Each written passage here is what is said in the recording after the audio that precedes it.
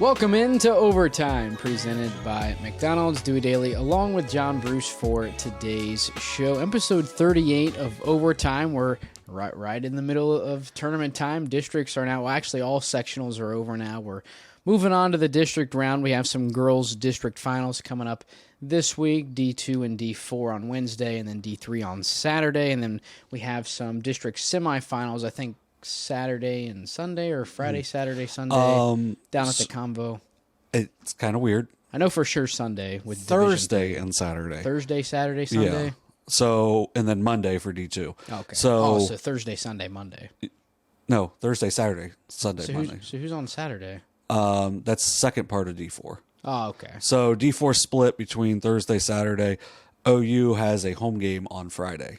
So that's why it is split like that. Because when I originally looked at it, I was like, okay, that's kind of wild. Like, I thought maybe they're going to move the OU game to the afternoon or something along those lines. But it is a night off for the high school tournament down there. So we'll get more into that, once we go into the Convo preview later on. But yeah, it's an exciting time for high school basketball fans around the Southeast District. And I know kind of one last go around, potentially. Yeah, and especially the way that it is.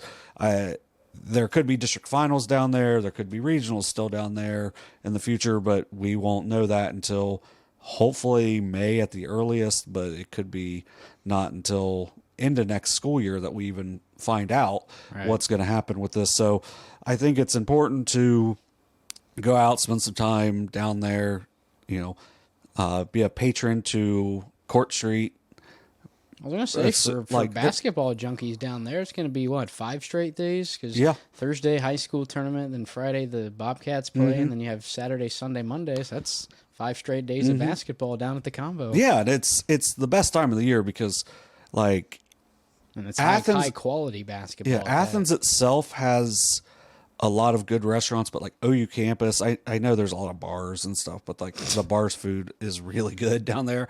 So, I mean, there's all kinds of different good places that you can eat down there before or after games. They're all within walking distance. Now, one thing, and I just saw this today, if you're going down to the Convo, take your credit card because they are no cash. No cash at the... That's going to hurt a lot of people. Yeah. Because not a lot of people are going to know that. I wouldn't have... Well, it doesn't really matter for me. Just... Because we're going to be media down there, but I'm saying I wouldn't have seen that. Right, that's why I wanted to throw it out there. I don't know how many people are going to watch. I know we've done really well the last couple of weeks, but and we appreciate you guys for it. So, but in case you didn't know, it is cashless down at the Convo this year, and I would say probably for that's kind of the way we're moving. Yeah, and so parking even is still only $5, but it's cashless also. So that's kind of crazy. Yeah, I feel like that's going to take a long time. They're gonna. I feel like because are you going to turn people away if they don't have cash? Right. Or if they don't have cards and all they have is cash, you can say you can't park here. Right, and then you have to get your tickets ahead of time also. I don't think that's. I don't love it because maybe if you said exact change only. Well, here's the thing. I've never been to a game at the Convo for high school where it's full. So, why are we only selling tickets online? Because, I feel like you should be able to show up. And, now, I mean, if you want to make it more expensive in person, I mean, that's stupid, but whatever. Right. But, I don't know. I guess I would have to talk to somebody that, manages that to understand why you don't sell tickets at the door. To me, the only thing would be unless you just don't want people that don't know about it. Or maybe it's they don't trust the people handling the cash to be straightforward with it, which I hope that's not.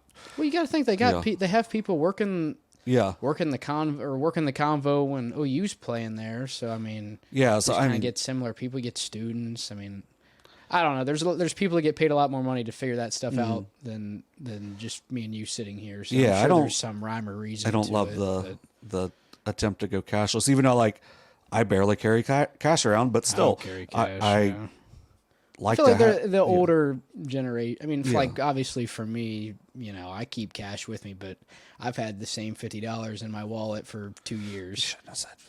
Your wallet's getting stolen. Well, I'm just saying. I don't use it, but if my grandparents went down there, they'd be hosed because they're the type of people where they go out to a restaurant, they get the bill, they just throw $50 down, they just get up and leave because they just let them keep the change. So it's just kind of it's kind of a generational issue, right. it seems. But Yeah, and it's and I don't love it, and I'm not that old yet, but I don't love it still.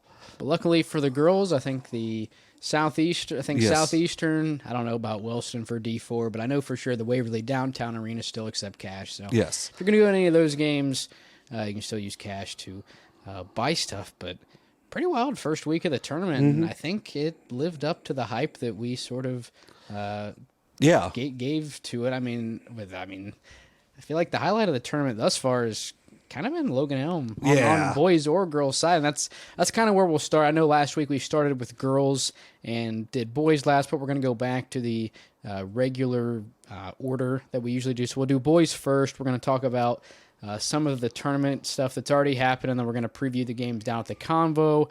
Girls, we're going to do the exact same thing, talk about some of the games that happened. A lot of upsets on the girls' side as well, and then we'll preview some of the district finals taking place this week. As I said earlier, D2, D4 are on Wednesday, and then D3 is Saturday down here in Waverly. Timestamps down below. Go check those out. Just a menu of what we're going to talk about, even though I just kind of verbally said everything. But those will give you exact timestamps. You can click on them and, teleport or whatever. I'll tell you what, straight to where we start. Like, there's been a couple times where I've gone back and looked at to see exactly what we said on a couple things, just to make fun of one of us. Usually it's me for being wrong on something, games? like using the timestamps below. So yeah, so it's been pretty nice. But you mentioned Logan Elm, so man, so How about the Braves? And I'll take a picture of it this time. Last week I said I was going to put the pictures of our brackets on there. I did not do that, so I'll take pictures of all 8. Yeah. However many pages there are. I'll take pictures of all of them and kind of show you where we stand currently with our brackets. So yeah, and where you mentioned Logan Elm, and that kind of threw off both of our D2s because we both had the other 3 in the districts, but we each had Washington as opposed to Logan Elm. And I think if we would have reselected, we probably both would have picked Unioto to go over Logan Elm. But Logan Elm, they're rolling, man. Yeah, they're getting hot. I think Kenny said they started off like 4-10, and they finished 10-13. Yeah, they won. They went 8-3 to finish. They finished the year. 9-13. 9-13. Yeah. So they went 5-3, yeah, or whatever in there. So they've been playing their best basketball here recently. Yeah, and they won 3 tournament games, and maybe they were the play-in area. The play-in team, gets a chance to get some things right, and they win last Saturday, or I guess 2 Saturdays ago now, but they win 2 Saturdays ago, and then they go to Washington, force overtime. They were down pretty much that entire game, so it's kind of the opposite of the Unioto game, but they were down the entire game, and they force overtime. In overtime, Wall hits Camden Red for a layup. 3 seconds left. Washington throws away the inbound, which is something that happened later too. Washington throws away the inbound. Logan Elm gets the ball under their basket. They go to Wall. Wall gets fouled with no time left. And if you haven't seen it, they could have called a foul pretty much from the time he caught it. So, it was a foul. There was no question about if it was a foul. He goes to the free throw line, knocks down a free throw. They upset Washington. So this is the 4th year that since the district tournament has gone to the super sectional, and 3 of the 4 years the number 3 seed has lost to the 14 seed. Yeah. So I think you put it on Twitter. Yeah. So Gallia beat Hillsborough the first year, which was a huge upset. So that's been a little while. Yeah. So that was the year we beat Gallia in the district final. Yeah. I forgot those district finals 8-14. Or something ridiculous. And then I think there was another team that won. I'm trying to remember who it was at this point, but it's happened. It was Circleville last year. Circleville won as the 3. Oh yeah, and I think they beat Miami Trace. You mean they won as the 14? Yeah, won as the 14, and then they ended up losing to Gallia in the sectional final. But yeah, it's a maybe that's the. Like in the NCAA tournament, you don't really want to be the 5 seed. Well, in the Southeast District in Division II, you don't want to be the 3 seed. So it's a nice little run for them. And then they go to play Unioto in Unioto had won 14 straight coming into the game, but Logan Elm gets off to a quick start, was up 20-6. Yeah, that was when you told me that I couldn't believe it. Yeah, Oh so my gosh. they get off to a nice start in that game, but Unioto just plugs away, eventually takes the lead, had a 3-point lead with 30 seconds left. Nehemiah Wall goes and scores. Unioto on the inbounds, throws it away, but they didn't throw it away and not get touched. They threw it away down court, and Camden Red played a really good play, kind of as a DB that led the ball going out of bounds. Wall goes down and scores with a second left. Just a really good individual play because Unioto had a couple guys that went after the ball. He ends up making a spin move and finishes over a taller defender, and scores with a second left, and Logan Elm wins once again. Wall with 26 points in the win over Unioto. He had 17 in the win over Courthouse, game-winning points in both of those games. Only a junior. I mean, like Tyler Spees had 16 over Unioto. I know they were like 8 for 13 from 3 in that game, which, if you've watched them earlier in the season, was not really a strong point for the Braves. So they have really figured some stuff out, and they got a lot of guys back. Man, this is a team that it seemed like, maybe they're a year away from really competing, but they've shown that like they've got things figured out late in the year. They beat Taze last week. Also beat Taze in the last week of the regular season. I think Wall might have made a free throw with no time left in that one too. And you've got, I mean, he's a dude. Yeah. Like, yeah. He's big, strong. He can get to the basket. He can really shoot it, and clearly he can do it at big points in the game too, as he's shown throughout the year. And so, just because they're 12-13 at this point doesn't mean you should sleep on them when they play Warren. Warren's really good, but I do think that'll be a fun matchup. And I saw some people talking on Southeastern Ohio Preps, like looking forward to that matchup because Warren and Logan Elm have played a lot of big games down at the Convo. Well, one of the things was, and I saw someone say, it's, different head coach, whatever, and different players. Well, Unioto had never lost to Logan Elm in the tournament. Now you got a different head coach. So maybe there's some different changes coming too for Logan Elm, even though obviously Coach Stuyvesant was great, and probably the best coach in Logan Elm history, but Coach Dropsy's, coached under him for a long time and clearly has figured some things out in his first year. Also, the one good thing for us was that the Unioto Logan Elm game, at least for the bracket, really didn't matter. Just because, like, once Courthouse lost, we had them winning the next round anyway. So we were kind of, whoever won, we were still going to lose the next round because we both had Courthouse. But I'm all on board the, I don't know, the Brave wagon or the Brave train. Yeah, I'm all aboard. I mean, Nehemiah Wall has been cooking. I mean, Nehemiah Wall and Julian Stettleman. Or how did Tom word it? If the slipper still fits or whatever he said. I mean, yeah. So I mean, like Warren is a well-coached team. They don't have a lot of seniors. I think it's only one with Trent Taylor. I think I have Warren winning the district, so I still think they'll win that game. I mean, Stadelman is really good, but man, so's Nehemiah Wall. So I mean, and if they can shoot the ball like they did against Unioto, we'll see. One thing for Logan Elm, the last time there at the Convo, I think was the most depressing day ever because I think they got to the Convo and had to go home. Well, I think it was the day we found out that everything was shutting down for the tournament. But I know they won a district the last time they were at the Convo. So, you never know. It's that would be one of the best stories, like non-tragedy stories in our area in recent time. Yeah, so I mean, you got a 14 seed. I mean, Gallia obviously almost did it a couple years back, and I mean, a chance now for, just the fact that they win a sectional is crazy. I mean, they go to the tournament with a losing record. They still have a losing record. Right. And now they get a chance to play the 2 seed in Warren. They have to win a district to guarantee a winning record on the season. And I think that's, just in the first year of their new school, it's just like there's a lot to it. It would be a really fun story. And I know,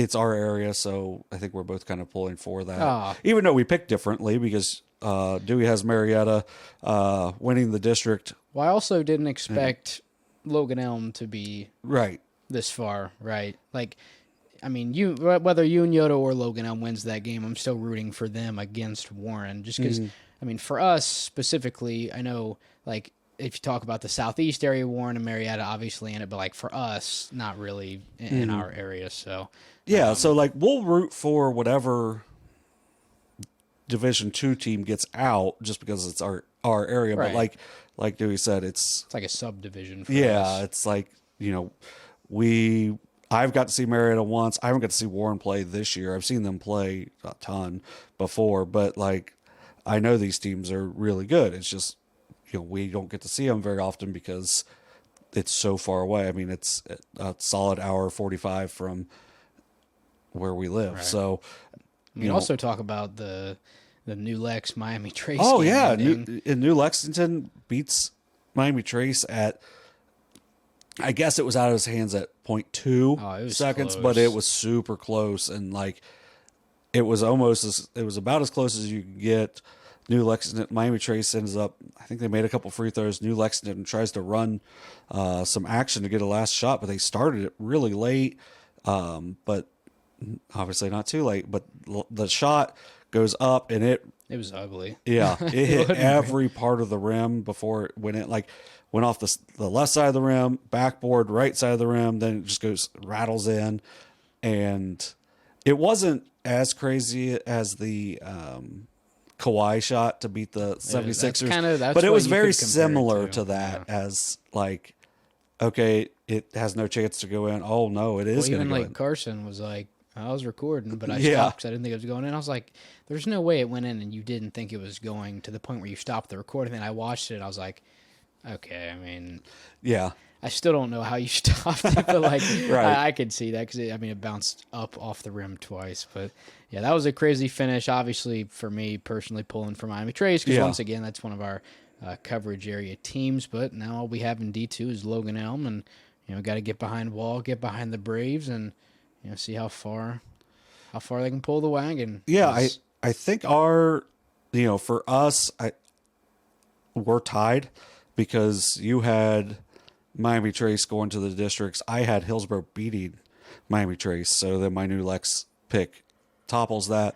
But so it'll come down to if Marietta or Warren wins the sectionals or wins the district. So for us there, Dewey's going to put a picture up of it. So if you have any interest in that at all, which awesome if you do, but if not, just ignore that part.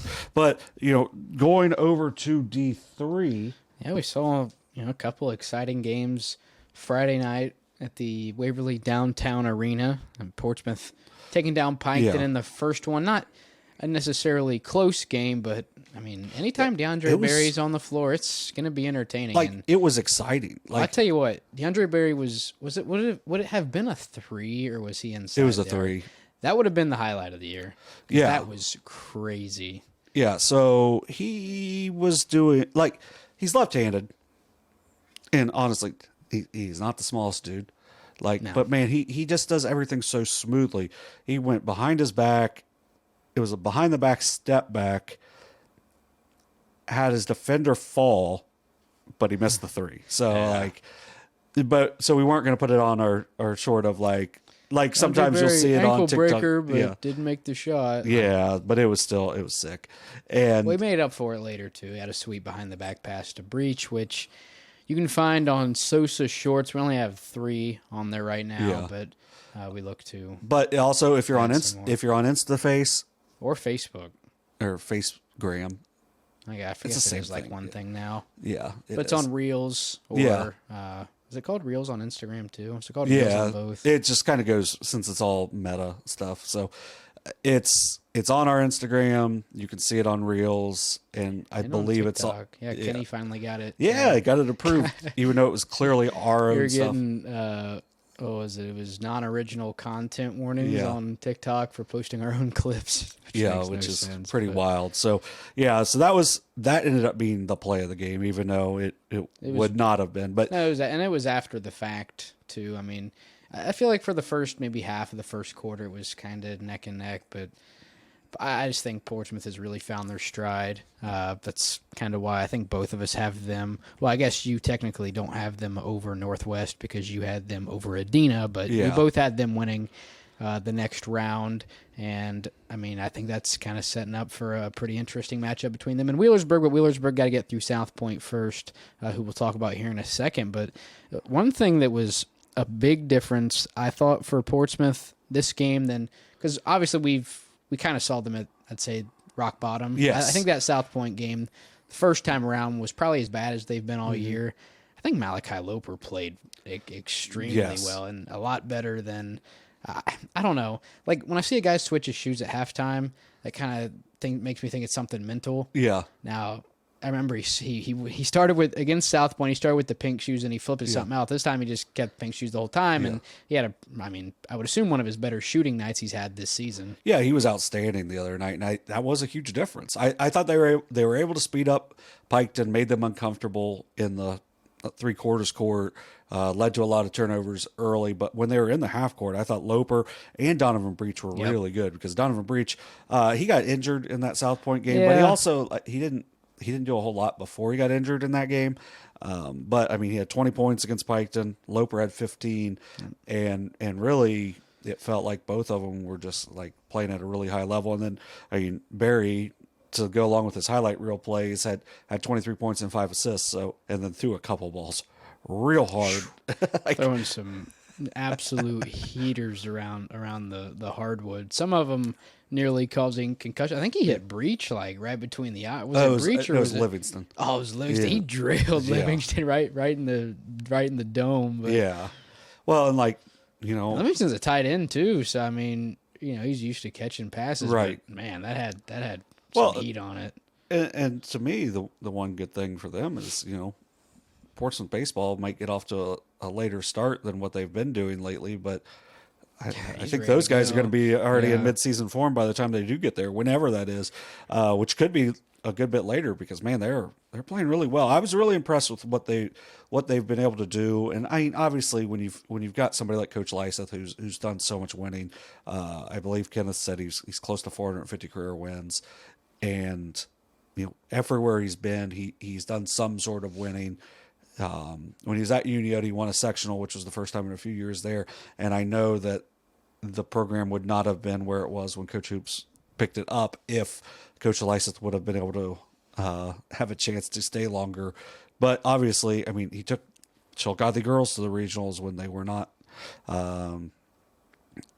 their program was not at the place where it got by the time he left. And then he took Piketon to the state. He took Dayton Northridge to the regionals. And I mean, he's kind of like the Shaquille O'Neal of coaching around here. Dude, it seems like he's been everywhere. Yeah, he's been everywhere. Like, and you see the things of Shaq where they make like the little like rainbow out of him. Like, seems like Lyseth has been all over the place. Yeah, he's been a lot of places. Now he's back home. So, you know, he's done an outstanding job everywhere he's been. He also coached at Columbus State before he went to Unioto. There you go. Wow, that's a nice little Didn't know they had a team before he was the Vikings, aren't they? Are they? Columbus State. Oh, I think Cleveland State. Cleveland State's the Vikings. Yeah, I have no idea what Columbus State is. I don't even know if they have a program anymore. But yeah, so Coach Lice has done an outstanding job, and obviously in the first year didn't really know what to expect out of. Oh, so was last year's first year down there? This is his first year. Oh, he wasn't there last year. Okay, I didn't think so. No, Coach Collins was there for. I think he was there for 10 to 12 years. He took them, like Coach Collins. Well, they haven't won a district since what, like 2012? Was it 2012? I thought it was earlier. Oh, it was the girls that haven't won one since like 1983. Yeah, or something ridiculous. And now they're probably about to win a district by like 40 points. Yeah. Maybe not that much, but we'll talk about that later. With Coach Collins, they made it to state back-to-back years in 2011 and 12, made it to the finals in 2012. So, I mean, like, obviously he did a really good job there. And then Coach Lyseth steps in and, you know, picks things up and takes things to another level again for them. And it's just, it's really good to see because they're super passionate fans down there. And, obviously, just think about if Lattimore was still there. Yeah. Like, it's just, it's like things like that. Like, they could always use. But you also got to think if Lattimore's there, does Barry develop? Because last year he's honorable mention all OVC, and now he's was he first team all district? Yeah, first team all district, and apparently they don't have player of the year, which is crazy. They did last year. No, the OVC. I know. They did last year. I thought I saw someone say they didn't have it, but because Lovely, I'm pretty sure Lovely was on. I looked on the Ironton Tribune list, and he was on there. Oh, okay. I don't know if there was an OVC player of the year. I don't know how he wouldn't win it. Right. I know they've got some dudes like I know Owen Johnson's a name that comes up a lot because he's put up a lot of points. Obviously, Lovely's going to be a front runner as well, and I think. I mean, Fairland kind of take your pick between, let's say, Buchanan and Allen, but I think Barry is, when you talk about impact from a single player just to a team, it's probably either Johnson or Barry, but if they don't do it, then it really doesn't matter. But like, if Lattimore stays, is he the player he is now, or is he still in kind of that complementary role that, he's kind of seemed to be in last year? Because, like, I know when we went down and watched them play Fairland, like, I could tell he's a good player, but he wasn't like, I mean, this is a different player now, so. Yeah, and like his confidence level is so high, and like you're right. Does that happen if he's the number 2 guy instead of the number 1 guy? And I think that's helped take them to where they're at right now. And kind of Piketon, obviously you don't want to have that performance, but they win a tournament game. They have almost everybody back. I mean, obviously you graduate Brent McGuire, first team all SBC, and had an outstanding season. But like Declan Davis was given the ball to go win the game for them up at Westfall, and he was able to do it. Garrett Legg was an all SBC guy. Is he a junior? He's a junior, yeah. So they got Legg, Davis, Henry back. Thacker, another starter. So 4 of their 5 starters are back. I liked what I saw from some of those younger guys, so it wouldn't surprise me to see them playing for a sectional title again next year with a better record. I think they'll have a chance to flip their record from a year ago or from this year. This is 9-15 this year. It wouldn't surprise me if they went 15-9 or even better next year with all the guys they have coming back. And they had a lot of guys that played some big minutes throughout the year with like Kelly, Golian, Shanks.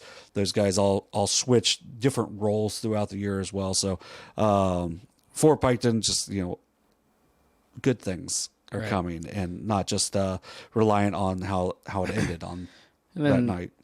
And then the other game we'll talk about, same night. I think probably the closest game in the sectional final round, and I mean, it came down to the wire, and kind of been the case the last couple times we've seen Eastern Brown. The last 3 times you've seen Eastern Brown, I'm sorry. Of an unfortunate year when you were in attendance for Warrior games. But 50-48 win. South Point moves on to the district semifinal. They now play Wheelersburg 3 p.m. We look to have that game, and then we also look to have Minford and Fairland as well. I know good guys will have the North Adams Ironton game. Ironton also a big win over Chesapeake. Technically an upset. I mean, I know they split in the regular season, but 11-6. I mean, that's a pretty wide. Yeah. That's about as wide as it could get, unless like Valley beat Wheelersburg or something like that. But yeah, South Point 50-48 win over Eastern, and I mean, for Eastern, it was kind of the same, although Braxton Vance had a really good game. Didn't see him against Fairland. I think he was like I think he was the only guy, like out of their normal, I think they kind of rotate 9 guys that, I don't know if he was in a boot or was he in a boot or he just didn't play? He just didn't play. I feel like I think he may have been there. He may not even have been there. I think he was there. But I feel like he was the one that like didn't take his shooting shirt off out of like all the kids. And so maybe that's why, maybe he'd been sick, or, we don't, there's no reason to speculate on that. But because he ended up playing, and he ended up playing, 6 days later? Yeah. So like he had 9 points, 13 rebounds off the bench. And like, that's just. No, and like. Cade Walkup had a really good game. Hit 4 threes. And for that team, I mean, you lose Haney and Hopt, but wasn't there another one, or were those? There's another senior, but he didn't really play. Okay, much. Yeah. but like you lose Haney and Hop, but like Grady Barber, you're bringing back. He's only a sophomore, one of the most impressive underclassmen I've seen this season. Obviously, you're going to have Cade Walkup and Drew Edmiston back. This kind of seemed to be their two spot-up shooters. Price Murphy didn't do as much against South Point as he did against Fairland, but had a really good game against Fairland, and obviously Vance coming back as well. He's only a sophomore.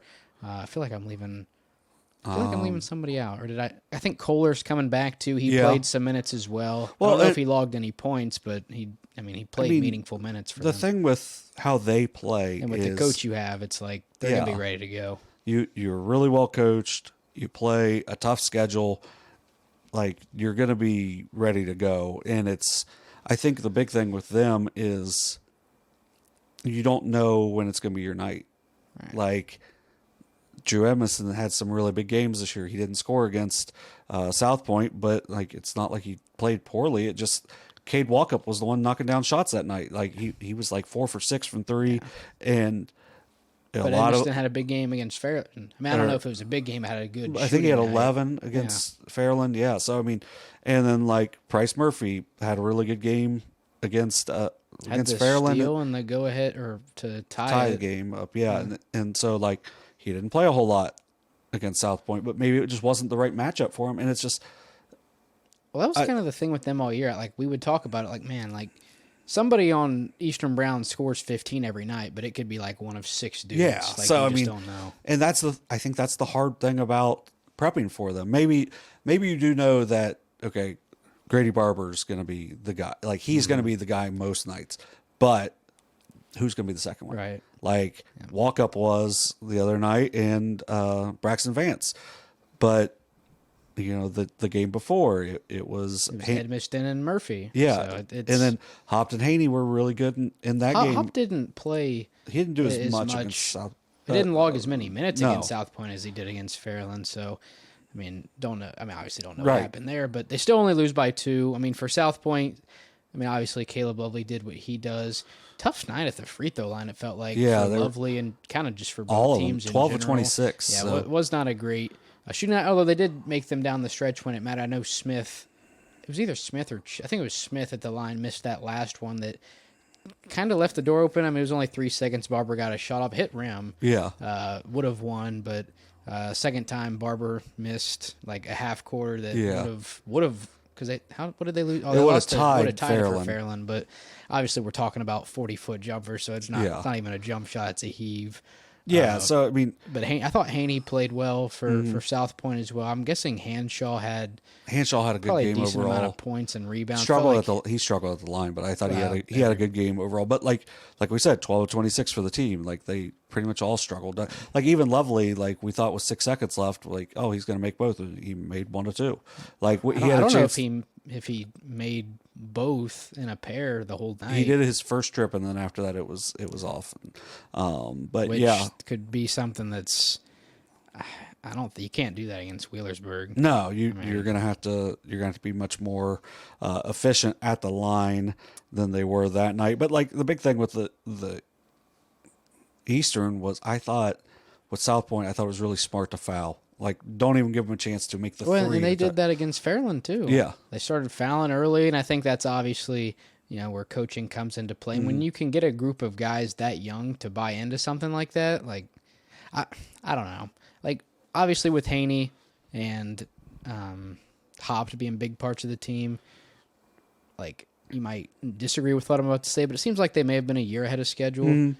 I don't think too many times you're going to have a team that goes, what was it, like 7 and 16, and then you're playing at the Convo the next year. Like, there's probably going to be like that year where you go, whatever they went, you win 15 games, and you come up short in the section final. But I think next year, especially.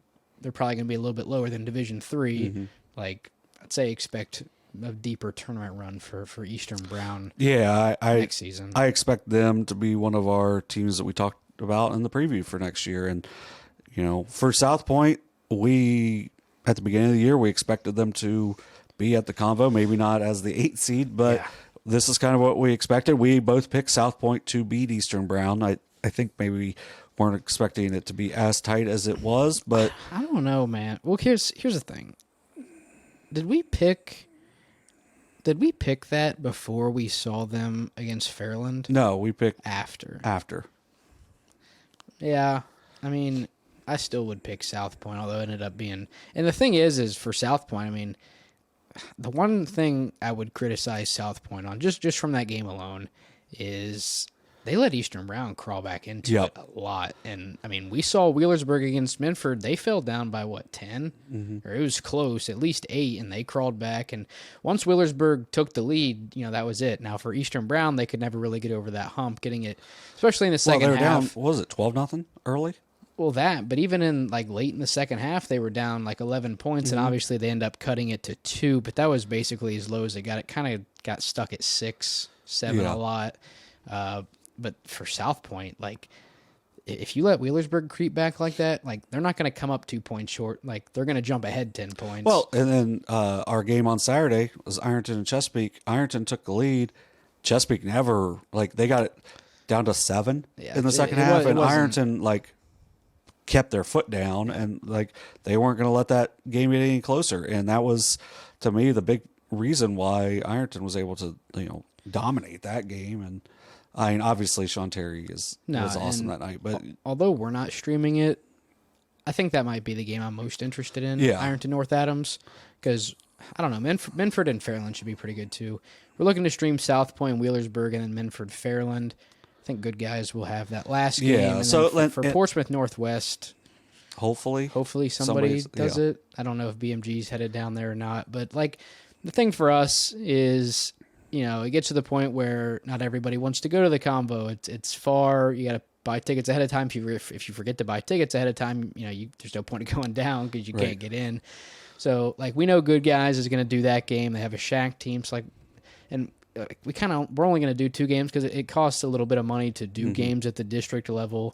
That's not even counting gas and everything just to get down to the Convo. So if we're only going to do 2 games, there's no point of doing a game we know somebody else is doing. Mm-hmm. So instead of us and Good Guys doing the North Adams and Ironton game and nobody doing one of the other 2 games, there's just no point in that. So we're going to pull off of that one and do the first and third games, and then hopefully somebody's able to pick up the Northwest Portsmouth game. Yeah, because I think that'll be a fun one too. Northwest winning their first sectional in quite some time. It was a good game over Adena. It was tight until the last few minutes, but and Adena then led a lot. Yeah, they led going into the 4th. Mm-hmm. And then good job by the experienced guys with Northwest, and they've done so much winning this year, and really. This is actually probably a favor from us to Northwest because 2 of their 3 losses have been when we've been streaming them. So we will definitely be there.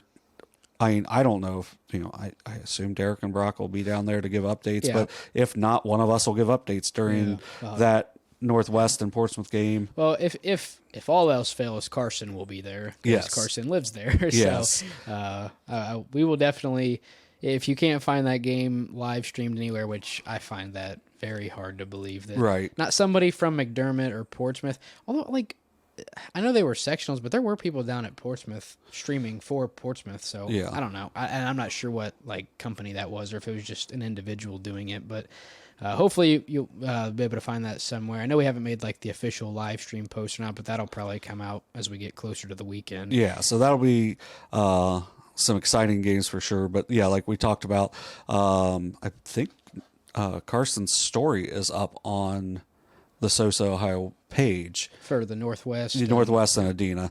Yeah, so we don't really here's kind of our other one, which we'll talk about. Dewey will get more into it, later on also. But we each had Minford, Fairland, and North Adams. I had Chesapeake. He had Ironton, so he's got a little lead on me there.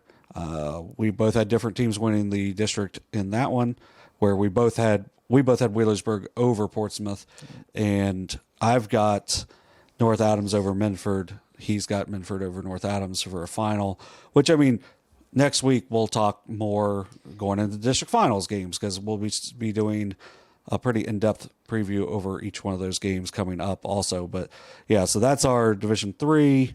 And then right quick, I'll just pull up our Division 4, which we'll talk about more in depth later on as well. But we both had Fairfield and Fed Hawk there. We both actually had Fed Hawk beating Fairfield. Then we both had South Webster and Notre Dame. We both picked the district winner to beat the team they lost to in the regular season. Yeah, so that's something that we will talk about as well. So, but yeah, there weren't really tight games there. Sims Valley beating Eastern Pike was an upset. Me. Yeah. Manchester beating Especially Gallia. after Eastern Pike took down Northwest at Northwest to more or less in the regular season, although the next game I think they beat Sims Valley. So they kind of were riding a wave headed into the tournament, and I don't know if some things happen. And I know it was a tight game, so congrats to the Vikings for winning that. We both had Trimble. We both had Notre Dame. The Notre Dame and Western games seem to be not 42-32. Not the most fun game to watch. No. But Notre Dame pulls it out. South Webster over Ironton St. Joe, which, I mean, that wasn't a surprise. Waterford over Southern. That one seemed to be a good game. I think that was one of the closer. That was one of the closer ones. Game. Mm-hmm. Yeah. Manchester over South Gallia was a pretty competitive game for most of it. Fed Hawk put up 90 over New Boston, and it's just like I can't wait to watch this Fed Hawk team play. Oh, I know. Yeah, they play at a really fun tempo with Earhart can really shoot it. Cottrell can score from anywhere. For being 5'8", like, dude is real tough. Fairfield wins pretty comfortably over White Oak. That game, I think, was close for a little bit, and then they just ran away at the end of that one. So they'll play Manchester for the third time coming up, so maybe Manchester can pull off the upset like Sims Valley did after losing twice to Eastern Pike. Yeah, so before we jump into the Convo Preview, probably going to have 2 more episodes after this, so we'll actually finish the winter at episode 40 is what we're predicting, because next week we'll obviously, because once it gets past the regional round, there's not really enough content to make an entire episode about. So obviously after this week, girls will be to the regional. We're obviously looking at the district now. Next week we will preview the districts for boys, and then probably the episode after that we'll obviously review the districts, look into the regionals a little bit, and then after that, that'll probably be it. Obviously, we'll still have updates. Probably won't be any streams after that. That last episode will probably be the last thing we do, with video. But obviously, any team that continues to move on, we would have riders, photos, all that happy stuff. Yeah, maybe we'll throw together some short stuff. I don't know. Maybe. Or reels. I don't know. I don't understand how this stuff works. You know how to do it. You're the content creator. You're kind of the content creator at this point. I mean if it's not an interview, I probably uploaded it. Yeah, exactly. So, so we'll get into some of the stuff at the Convo. D2, we're just kind of unless Logan Elm can get it done, D2 is kind of a boneyard for us a little bit. Yeah, because I mean, New Lexington, Marietta, and Warren, we know are outstanding teams. They're 3 of the 4 in D2 that we don't. Belpre's the only other one. Yeah, that we don't really talk about. And, we, even though we don't really talk about them much, we'll still, actually we won't be able to do a preview next week because it'll be during our show on Monday. So we won't really know as much. Unless we do it at 10 or something, unless we do it late again. I don't know. But, Sunday, like we said, we're going to be down there for the first and third game. So the first game, Wheelersburg versus South Point. I think Wheelersburg does a really good job of making things difficult for the best player on other teams. And I think that they'll be able to do it here as well. So Montgomery had a really good game the second time, but he still had to work really hard for it. And I don't know if South Point has the secondary guys. I know Smith and Haney are. I feel like Haney is one of the better. I mean, I think we could safely consider him a number 2. Just because how good Caleb Lovely is. I think he's one of the better number 2s in our area. I mean, he had a great game against Easter Brown, a big part, of why they won.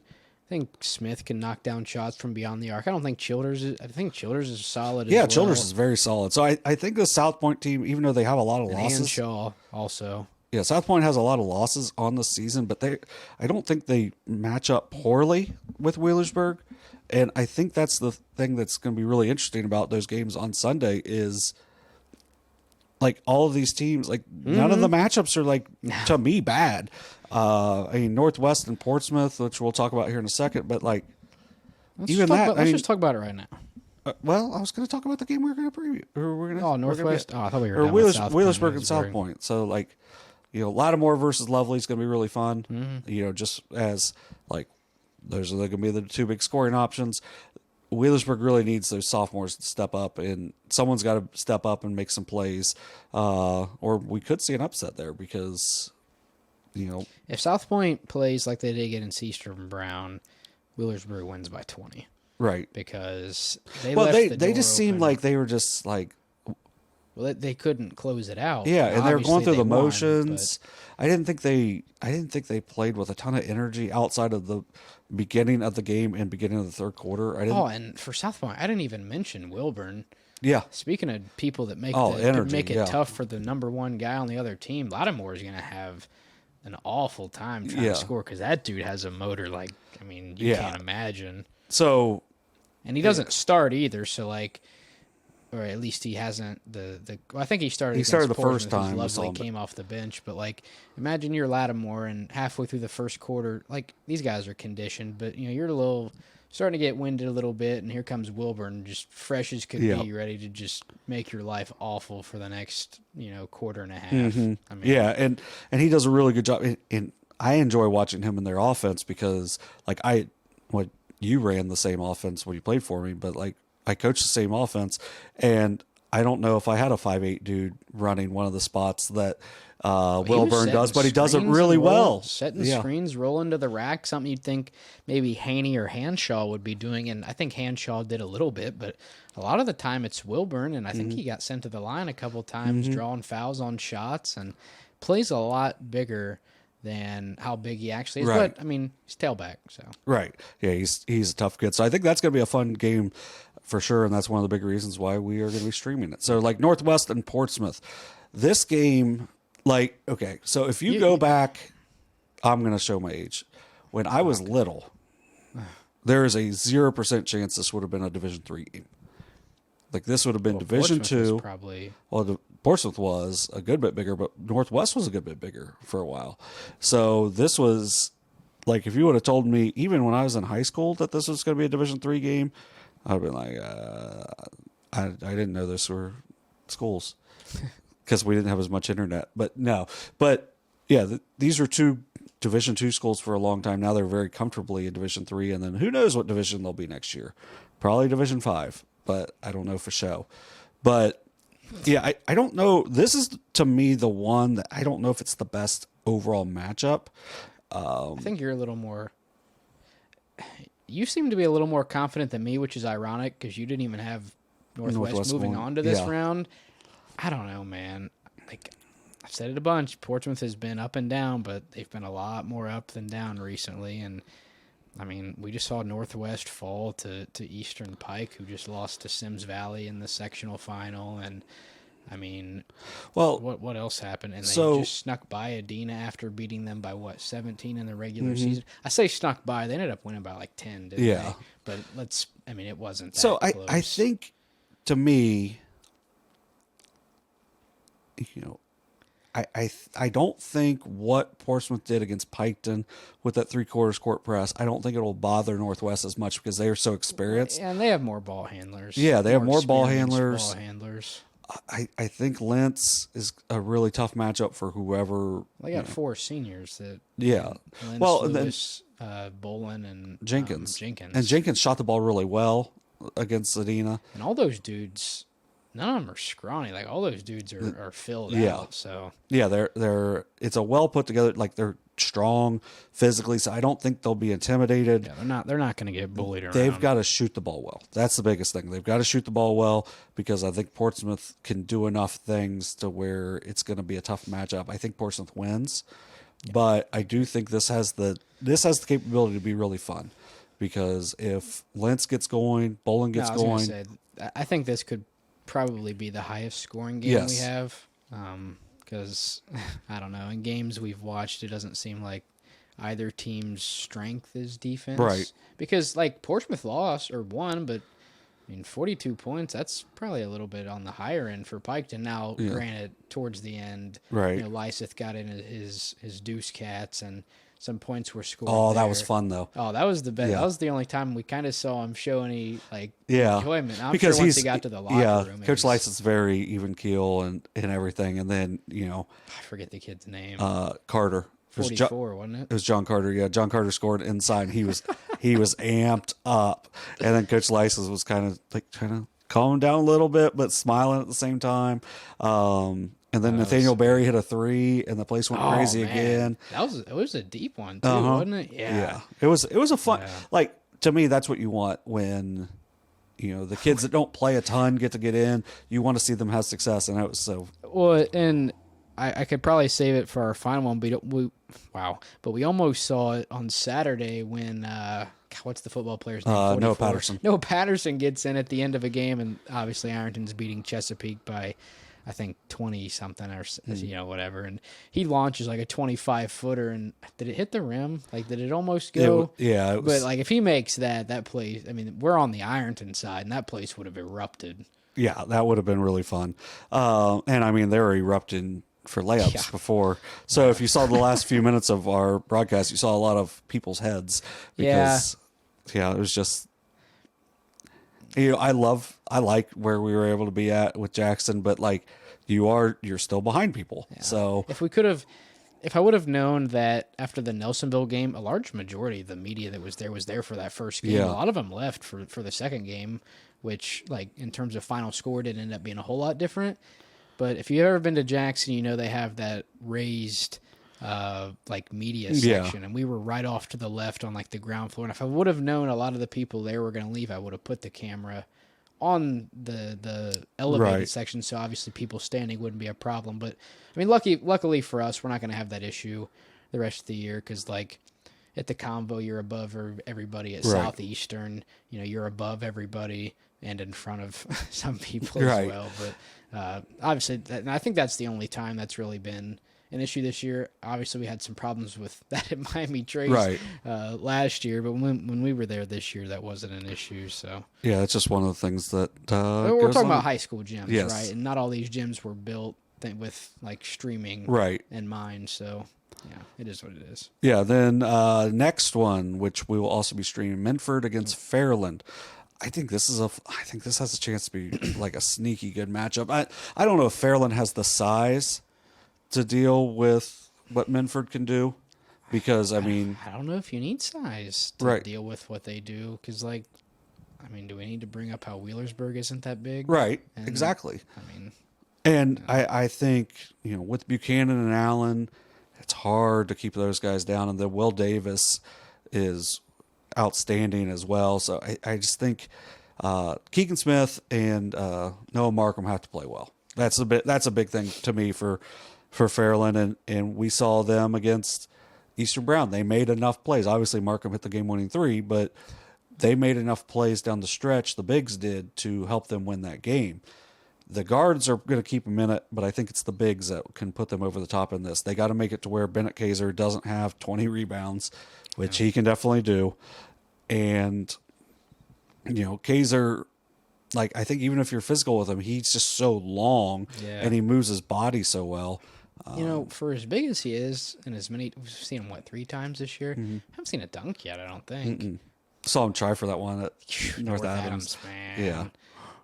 And I don't really think he was really that close to no, because he went from way too far out. Jumped from 15 feet away, but it would have been really throw cool. One down at the combo, that'd be pretty sweet. Yeah. Now one thing though, and they still won the game 69-40 against Nelsonville, but there was no Troy Rhodes. So without Troy Rhodes, is he going to be able to come back? He's got an extra week. So hopefully he's able to go because if not, that makes them very shorthanded on their bench because, they are shorthanded on their bench anyway. But, with Glockner, stepping in. He can do some things for them, and he seems to be growing in confidence throughout the year. Jeffrey Pika obviously can as well. Jackson Shoemaker played a lot better against Nelsonville than what we saw against Wheelersburg. Then obviously when you have Miles Montgomery, you got a dude. So I mean, they've got to probably.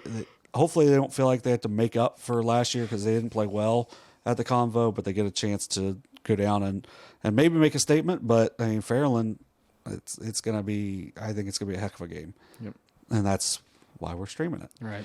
But then our last game of the night is North Adams against Ironton. And you mentioned Northwest and Portsmouth being high scoring. Like North Adams and Ironton has a chance to be really high scoring because North Adams scored 74 against St. Trace. Mm-hmm. Ironton, Portsmouth went to triple overtime. Somebody scored 90 in that.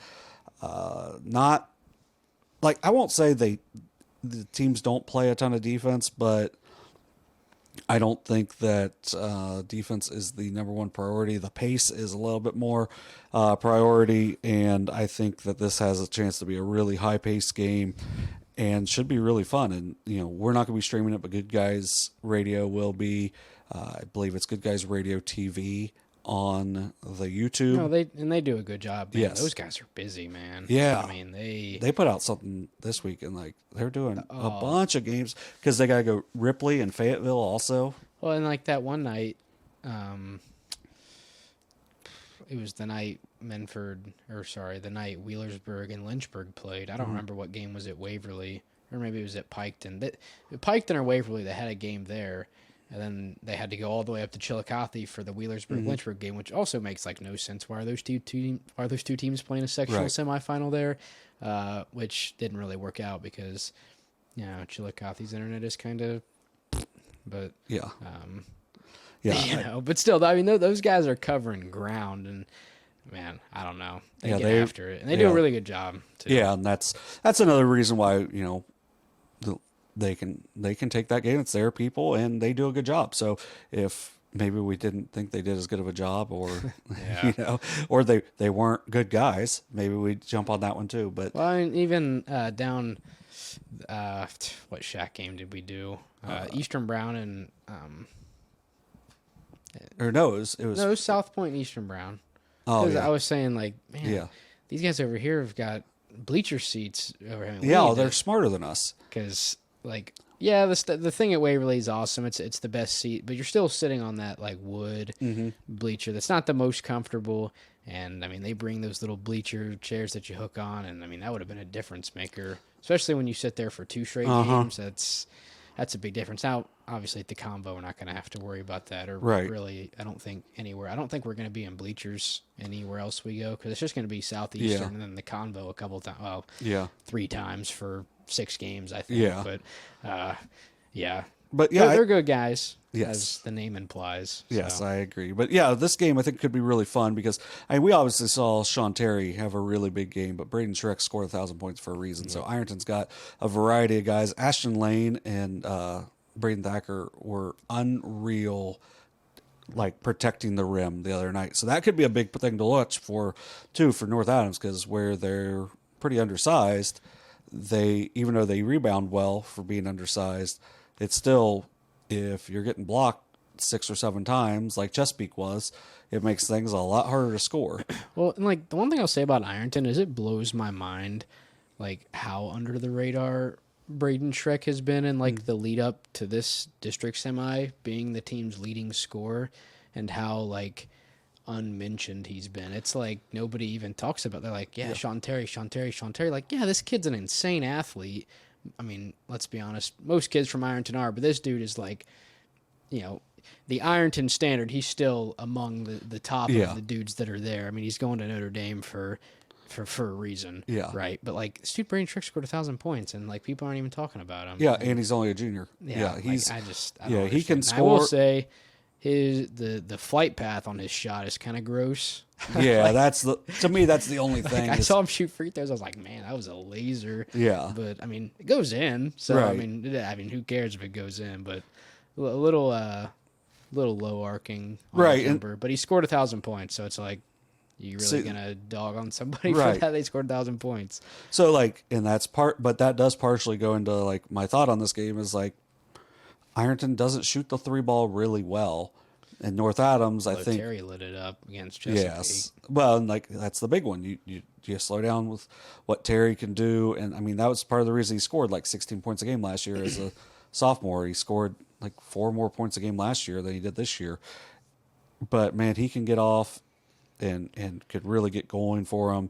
But North Adams just has so many different guys that can do it as well. Like you think Copus, but it's not just Copus. Osborne. We saw Rothwell almost single-handedly beat Fairfield, and it's they're a team. And that's I even mentioned Swikert. Swikert was really good for them last year down at the Convo. So I just think even with Hessler, who doesn't score a ton, but he scores big baskets when they need it. Like he'll score timely baskets. Mostly off of turnovers. Yeah, seems. And North Adams, they're not a one-horse team. They've got like Osborne didn't even score in that Fairfield game, and then I think the next game he had like 18. So like Rogers didn't even play, I don't think. Right. So it's like, I don't know. Yeah, they've got some guys, and they've got some experience down at the Convo. So I think that's gonna be a really fun game. And what time do you have class on Mondays? Monday? Yeah. 8. No. Monday I'm 11:10 to 12:30. That's not that big of a deal then. But I think Kenneth, our cameraman / commentator for the Portsmouth Piketon game, he has early class on Mondays. I don't do it. What are we doing on Monday? No, I'm just talking about like I'm sharing how good this game's going to be. Oh. Because you guys have to get up and go to classes and travel. Like you got to go to Columbus at least. We're going to stay for that 8:30 game and watch it, even though we're not streaming it, because like that's how good that game looks like it's going to be. So, never mind. Yeah, a week off. Which district finals are on Sunday the following week? I thought There's a Friday, Saturday. I think it's Friday, Saturday. Man, I have spring break that following week. It would have been nice to have it next week. So it wouldn't matter. I hope not, because I got family stuff. I pushed it back a week so we could do those. Well, games. it was 3-8 and 3-9. Yeah, so 3-10 Sunday. Okay, so yeah, Friday, Saturday. Yeah, maybe we'll stay down there. Get a hotel in Athens. Are there hotels in Athens? Pretty much just the University Inn, which you can walk to. I'm sure there's other ones, but I don't know if they're right. I don't know if they're right by the Bobcat Inn. Oh, I'm sure there's some motels. How many motels have you stayed at in your life? Oh, you guys travel a lot, so. Yeah, but not really that many. Like we stayed at one in Wisconsin one time, and then one in Iowa. So I stayed at La Quinta in Wisconsin. Those aren't motels. I know. It was. Oh. It was horrible. And that's weird because La Quinta's. There's one in Cleveland. Me and my dad stayed at when we go to Browns games. It's like right next to the train station. The only time I've ever ridden on a train is in Cleveland, and it's like really nice. But yeah, like I normally don't mind La Quinta's, but like because I go to these baseball games with my mom, and like she normally likes to stay at better places, and this was like we couldn't find anything from Chicago to almost Milwaukee, and so we're like, oh, La Quinta, that'll be all right. It was not. It was. I think it was just like they slapped the name La Quinta on it, and it was not truly a real La Quinta. But yeah, so they maybe have those down there, the motels that have been turned into hotels that are still not very good. So you need to ride some more trains, though. You gotta go to Chicago and ride some trains there. See, I don't know about all that. I'm a big train guy. Chicago doesn't seem like the most I've safe. literally never felt unsafe in Chicago. Chirac. Take that back. We went to, it wasn't the World Series, because the World Series we stayed at a better place. The week before when they won the NLCS, we stayed at a Motel 6 down by DePaul and by the Allstate Arena. It was like I slept with my wallet in my pants. I might have held my wallet, like just so I had like a place to put. Like I didn't leave anything in my car. It was just everything was.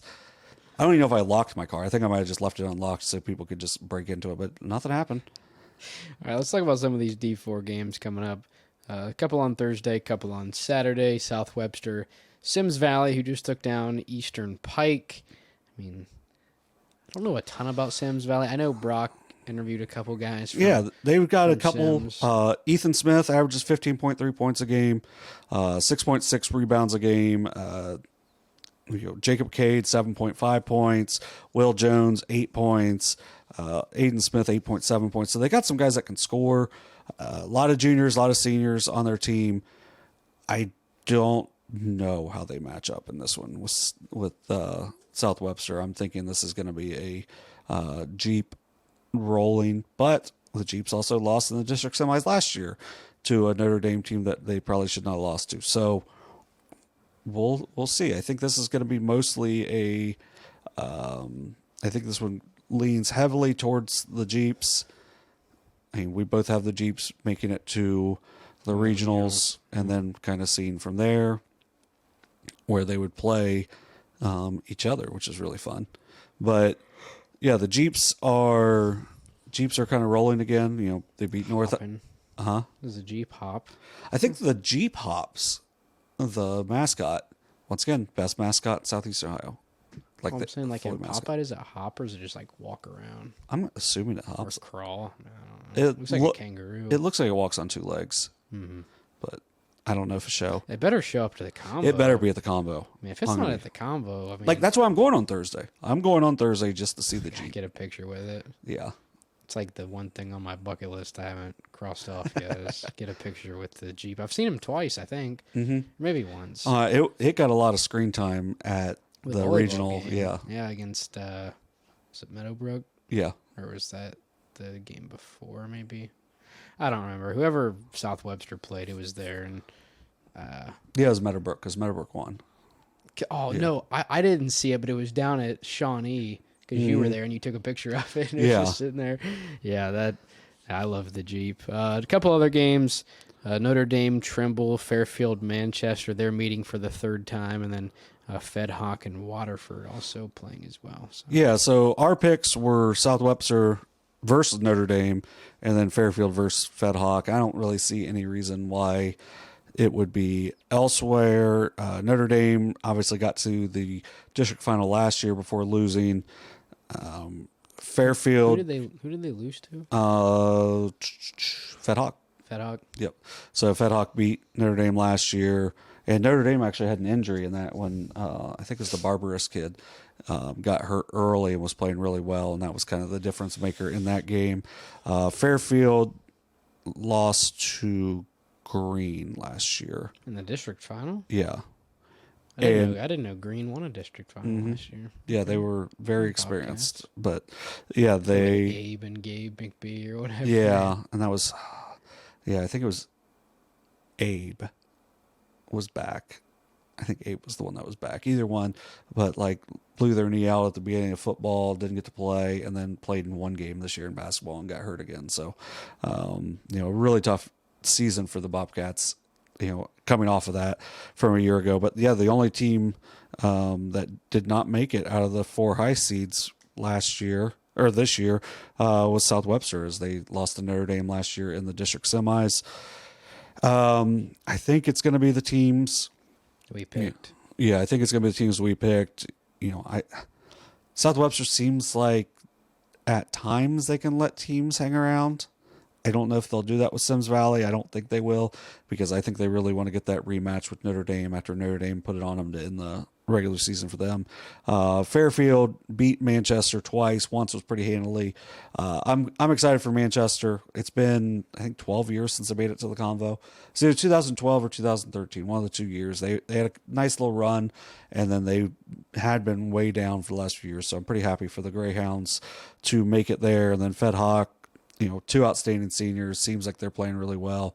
They're playing Waterford for the third time this year as well, so I think it'll be Fed Hawk as well. A couple of rubber matches. Yeah. Both of them on That's both Saturday. Of them on Saturday. Yeah. So, should be. Yeah, you get a first time matchups on Friday and then or on Thursday, and then Saturday you get the rematches. Yeah.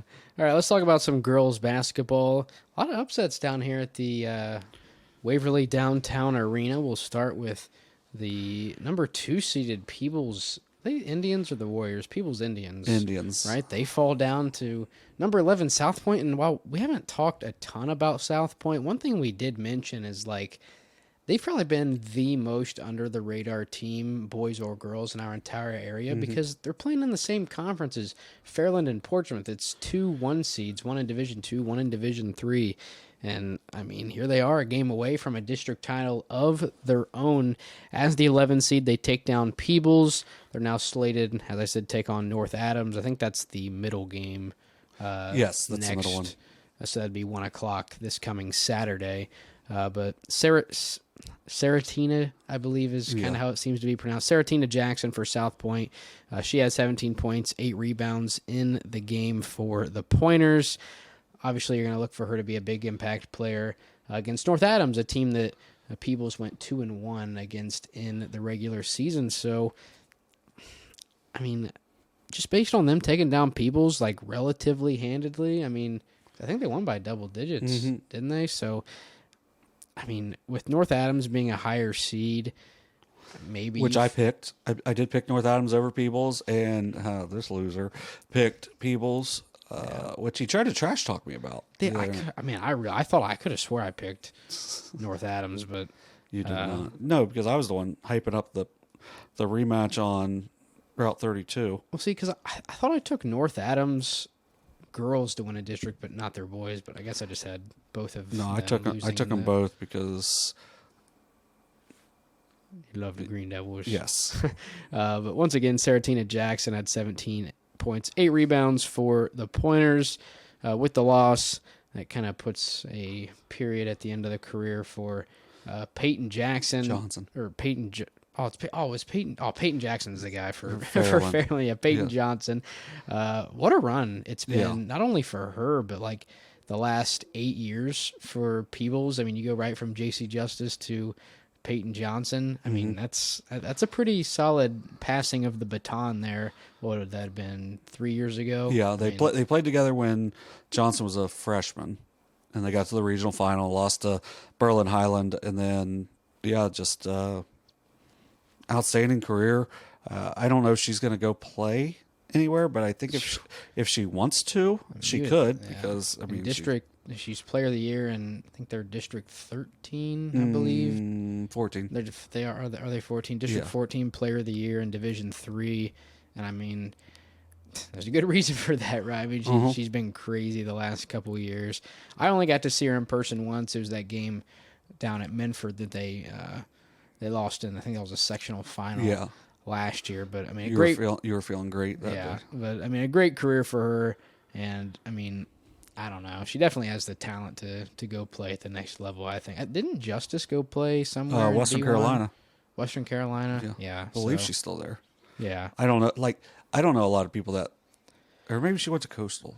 No, she went to Western. It was Purple, I thought. Yeah, she went to Western, which are the Catamounts, not the Chanticleers.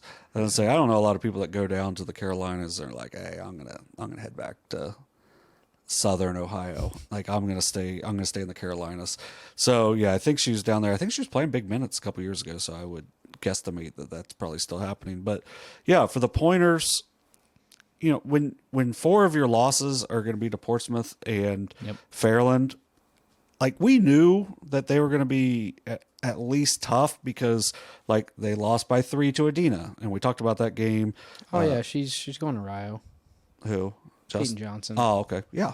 Oh, that'd be nice. Yeah, it'd be because they have a nice program. Well, Darnell's down there. I think Skeens is gone now. Yeah, Skeens is gone, but I think they're still pretty good. But yeah, Darnell's had a really nice career down there, so they'll get to play together. But yeah, just going to the Pointers, like we mentioned, like 4 of the losses coming to Fairland and Portsmouth, another one coming in a 3-point game to Adena. They were going to be battle tested.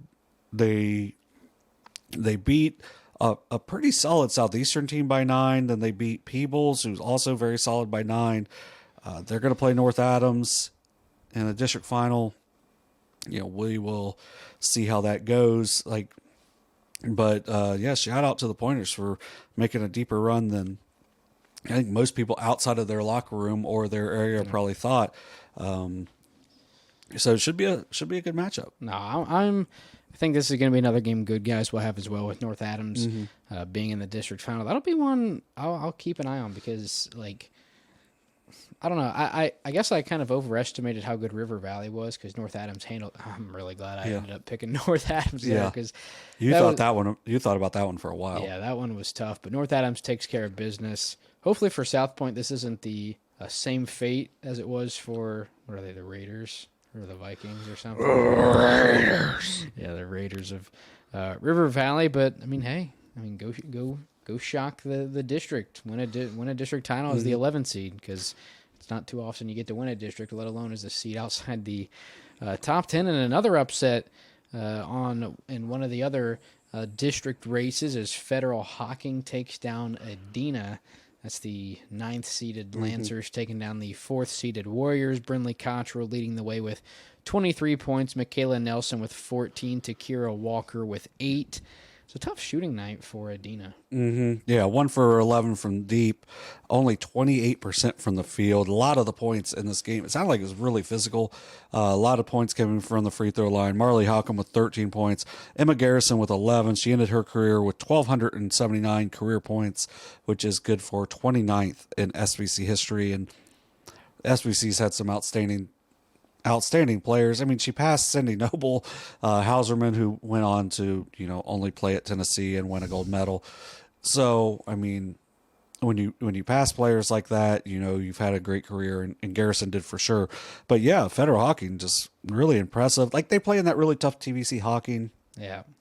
Waterford. I mean, you play Waterford a couple times every year. It's like, you're probably going to have a couple losses, but you're going to... And that's a conference that, outside of this year's, had South Gallia all the time. I mean, a lot of these players, I'm not sure if Cottrell, Nelson, or Walker are freshmen. Cottrell is. So I know that. Nelson and Walker, presumably had played against South Gallia, the last, however many years they were in before moving to the SOC2. Now, am I leaving out any powerhouses out of the TVC Hocking? Normally Eastern...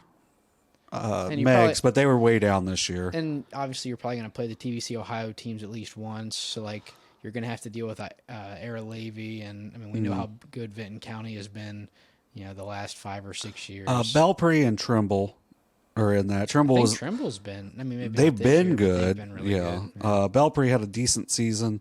So, I mean, for Federal Hocking, if I'm going to glance at their schedule real quick. You want to glance at their schedule? Yes. That's really good. I'm so mad I'm so mad I didn't say that. Like, they beat Alexander.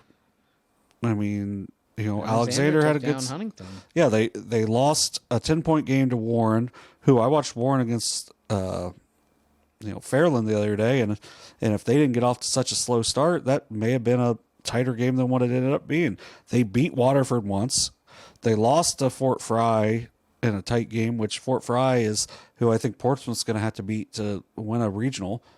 So, I mean, they played a really tough non-league schedule too. So they were ready.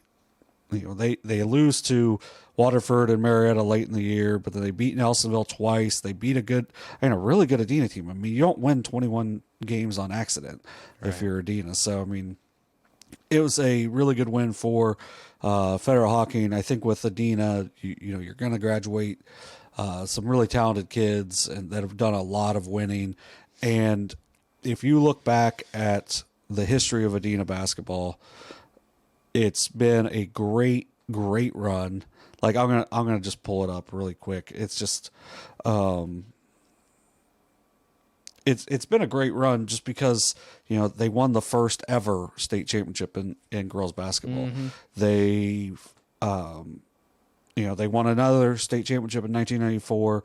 They've been an all-time just great program. I mean, it's 59% win percentage, which maybe doesn't sound as good as what it is, but they had a run where they went 15 and 119. They went 15 and 119 from 2013 to 2019. So, like, right before Garrison got there. Right before Garrison got there, they went 13 and 10 in Coach Andrew Day's first season. Then with Garrison, Kara Williams, I know the golfer, Sydney Ader, Caroline Corcoran eventually came along into that group. Oh, and kid on the boys team, his sister. Smith. Yeah. Yeah. Not JC, because JC's sophomore. Yeah. Gosh, it's something with a J, isn't it? It's not Jalen. Was it Jaden? Jaden Smith, I think. Yeah. So and she was there when they went that 13-10 season. They went 6-16 the year before Day came. So they started to come along a little bit, but yeah, they had a 6-year span where they won 15 games and lost 119. 100 more. Yeah, 104 more games. So if you take that away, this program has been unreal, in that time frame. And since that group came along, I mean, they went 18-5, 18-4, 18-6, and then 21-3 this year. So 4 straight sectional championships. They won the SVC a couple of times, and it's just in those 4 years, in their 56 SVC games, they went 48-8. I mean, 12-2 every year.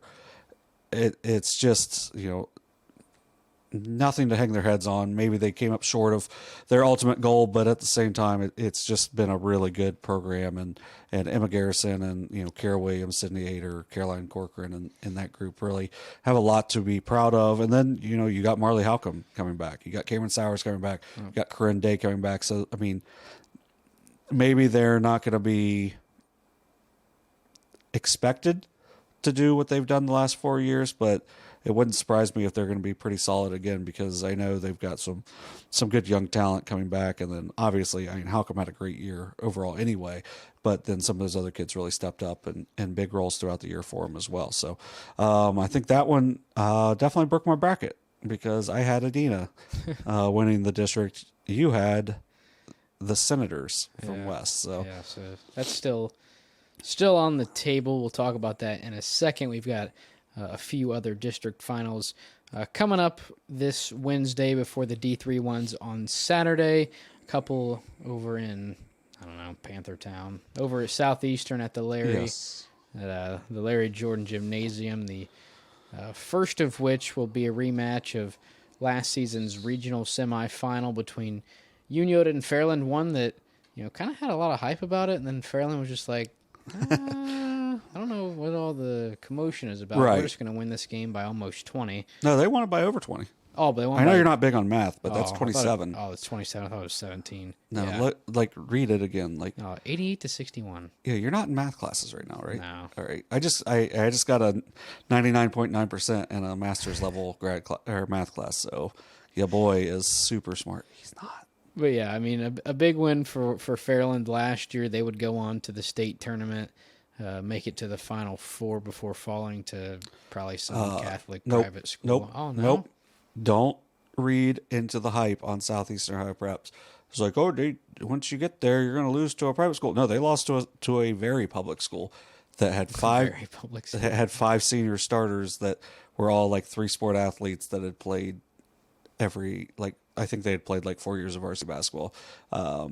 It was Canal Fulton Northwest, who are the worst school to be around at the OU basketball camp, because they bring Razor scooters and they ride them everywhere. So I was really hoping, I wanted Fairland to win that game anyway, but once I saw it was them, I was like, you better win this game. And then Northwest was just really impressive. Who then lost to a Catholic school.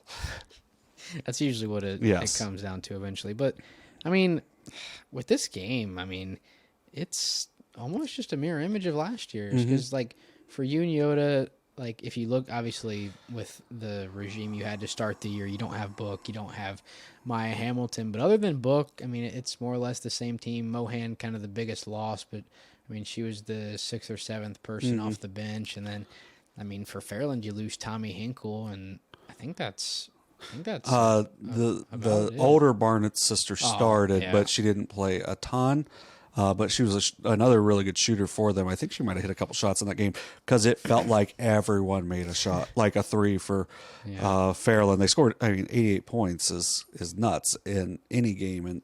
But that's what happens when they run and they start making threes, then you got to go out and guard them, and then they just score inside. And I think one of the big things in their 59-40 win over Warren was just, Bree Allen and Kylie Bruce didn't do a whole lot on offense. They only combined for 8 points in that game.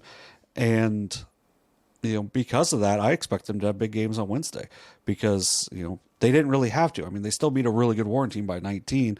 But that was because, Addison Godby, Bailey Russell, Cam Barnett's, Issa Taliaferro all had really nice games for them. When they can knock down shots on the outside, they are very scary. Mm-hmm. So we covered them. They shot 7 of 24 against Portsmouth, which isn't bad. But then when they played Portsmouth at home, they made 11 of 24 threes. There's the difference. I mean, you make a couple of those misses and they beat Portsmouth. Means 12 points. Yeah. So now they went a little bit. What'd they lose by? 3, 5, something? 4. And so. They won by 16. Yeah. So but that's the big difference in the game. Mm-hmm. If they shoot well, which people traditionally do not shoot well at Southeastern, even Southeastern doesn't traditionally shoot well at Southeastern. They shoot a little bit better, but for whatever reason, because it's and I don't understand. I think it might be the wall's a little further back than you'll see at other places, but it's not that much further. Don't know. When we would always play there, it just seemed like the rims were stiff. Yeah. It just doesn't seem like they move. It's almost like they're double rimmed. No, they're not, but I don't know. I just feel like if you dunked on one of those, it would not give whatsoever, right, and you would just hurt your hand. But yeah, I never enjoyed shooting. Sweet Jim. I'll tell you who enjoyed shooting there. Matt Spetnagel. Matt Spetnagel, baby. 5 for 5 in JV game. I think it was 6 for 6. I think he made one more than I did it. Was it? I think so. Yeah, that dude was it was unreal. And there was one possession where I was hold it. Oh, he just shot it from 40 feet and made it. It was so much fun to watch. But yeah, so there's been some guys have shot well there before, but it is a tough place to shoot. For Unioto, they are obviously, as you mentioned, down Book, down Hamilton, but they've still got some nice talent. I mean, Miley Smith is outstanding. She was the one who had a really good game against Fairland last year. I believe she was the leading scorer in the game. Then Amaris Betts and Maggie Holbert both were standouts against Marietta. Betts missed a double-double by a rebound. Holbert had one, and it was... Stats are fun. So I had her for 10 rebounds. Jack Collector from had her for 6. The Huddle thing had her for 8, which means she probably had 8. But it's just crazy how rebounds are counted based off certain things. So I think a lot of it are the tips. Yeah. So if it's a controlled tip, and you kind of tip it to a teammate, I feel like you give it to the person that tipped it. Mm-hmm. That's how it always worked in 2K. If you tip it out and somebody grabs it, whoever tipped it gets the rebound. Mm-hmm. So yeah, so they need those 3 to all be big. I think the big thing though, Amelia Urick played a lot better against Marietta than I'd seen her a couple times this season. So if she can do that well, I still think they're going to need something big from Aiden Dennison, Abby Marshall, or Jade Stewart. I think it's going to come down to go a little deeper. I know Betts didn't have a really good game against them last year. They're probably going to focus on her defensively, but if she can hit a couple of threes, loosen up the defense. Holbert's been playing really well. Holbert's been the one that she has taken advantage of the additional minutes and the starting minutes and has been really good since she's gone into the starting lineup. So I expect her to play well. And she might have given some. Did you see the interview? No. Yeah. She threw something in there. I think it was they slapped us in the face last year, so we got to slap them back this year or something. And I think some of the people didn't take it as bulletin board material for the but Dragons. I loved it. Normally I'm when I send the things out to Derek, I'm like, maybe don't post this, but like, I'm like, oh, hey. How did you conduct? Like, did you? I did the interview, and I was like, hey, all right, whatever. We'll see. Hey, just don't play scared. That's the big thing. Like, I mean, this Fairland team's really good. I mean, I think they're the favorite. Well, and one thing you didn't. What did Unioto beat Marietta by 15? Yeah. Okay, well, Fairland beat them by 40, so Yeah. just throwing that out there. Yeah. That's very true. So I would say that logic hasn't worked very well for me this year, but no, I don't think it's a 25-point game again. But I think it'll be 27. no. Yeah, I said 25 again, but I was doing the math of that, but I think it'll be, probably 8 to 10. Could be 10 to 15. But And obviously we both picked Fairland. Yeah, we both took another Fairland. game going on that night, Sheridan and Circleville. Hey, I playing do the want to later throw out game. a couple things on this. I am, even though I picked Circleville to lose to Athens, I am rooting hard. I was going to be I want Circleville to win too. I was going to be very neutral, and then where I sat on Saturday, I did not enjoy being there as Sheridan was beating Jackson.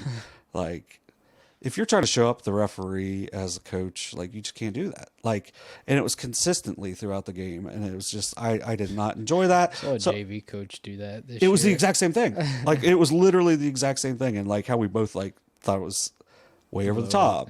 Yeah, it was literally the exact same thing. It was like just showing off, like, and being really like rude and like a smart aleck about it. It was just, I didn't enjoy that. And